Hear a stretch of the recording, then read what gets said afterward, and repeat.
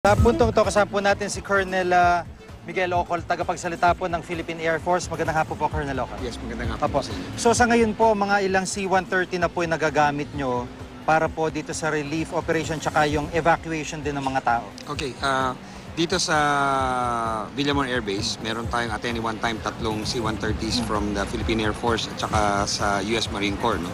Sa Clark, there are about 9 US C-130s that they are servicing yung relief goods from Mactan. Apo. Sapat na ho ba yung dami ng mga eroplanong ito para tuloy-tuloy din yung pagdadala ng mga goods at least doon sa mga airport na pinupuntahan po nila?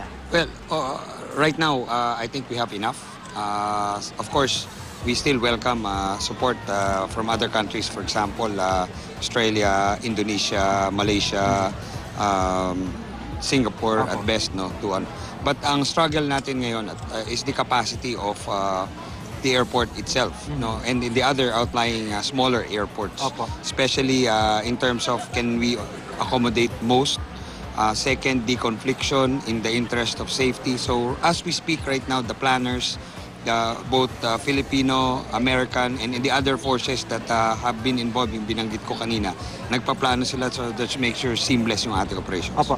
Sir, napansin ko lang nitong mga nakaraang disaster sa Bohol at ngayon po ay dito sa Eastern Visayas, nagkakaroon po na reconnaissance flight yung Air Force. At ang expectation kasi, ang pananaw ng mga tao, pag nakakita silang chopper, meron pong tulong na dadalhin.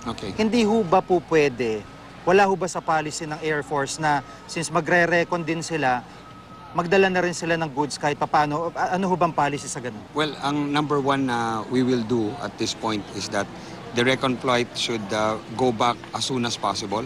So, para ma-filter niya. Pero nagawa na po yun. Actually, na-identify na ngayon where we're gonna put these things. Second, we have to put a security mechanism in place. And third is the control of the goods from other government agencies. Putting all these things together, mas efficient tayo. Yun po yung, if we're more efficient, we can serve more people. Kasi po, kaya ko nabanggit din ito, nung nag-cover kami nung mismong dumaan yung bagyo, at naglakad kami ng papuntang Palo Leyte, mga 15 kilometers, 20 kilometers na lakad namin.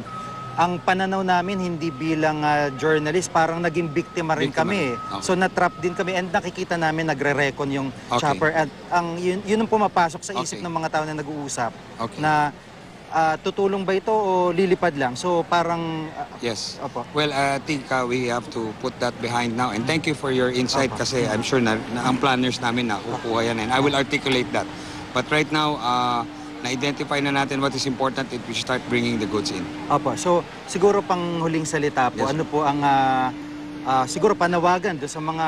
Yun ho bang nakakatuwang niyo po ba yung mga private na may mga helicopters o mga kailangan nyo pa ho ba yung mga ganun? Well, actually, right now, meron din mga bibigay ng tulong. Pag ganyan, dinidirect namin sila sa DOTC at saka sa Civil Aviation Authority of the Philippines. And welcome po yun. Hindi po natin tatanggihan yun. So, any help that can be given out there, ang kailangan lang po natin mag-coordinate tayo, magsama-sama tayo para yung serbisyo natin seamless na sinasabi and maka-effect tayo ng mas mabuti. Maraming salamat po. Thank you din po. Si Colonel Miguel Ocol, tagapagsalita po ng Philippine Air Force. Siya po ang head ng Public Information Office.